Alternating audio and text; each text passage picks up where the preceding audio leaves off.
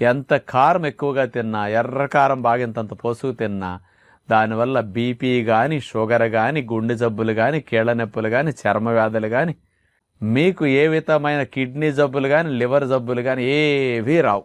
దీర్ఘ రోగాలు, మనం బాధపడే మందులు వేసుకునే మొండి రోగాలు ఏవి రావటానికి కారానికి సంబంధం అసలు లేదు. మరి ఇది వినేసరికి బాగా ఎర్రకారం బాగా వాడి ఎర్రెర్రగా తినేవారికి చాలా సంతోషంగా అనిపిస్తుంది. ఇంత మంచి విషయం విన్నాం కదా అని. ఇది యథార్థము. అసలు కారానికి జబ్బులు కలిగించే గుణం అట్లాంటిది లేదండి.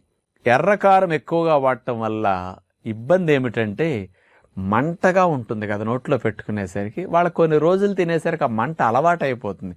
అది పక్కవారికి మండుతుంది కానీ వాళ్ళకేం మండదు. కాబట్టి ఈ సెల్స్ అలవాటు అయిపోతాయి. ఏదైనా ఎక్కువైతే తినేటప్పుడు కారానికి నోట్లో లాలాజలం వస్తుంది, కొంచెం కళ్ళమ్మట నీళ్లు, ముక్కమ్మట నీళ్లు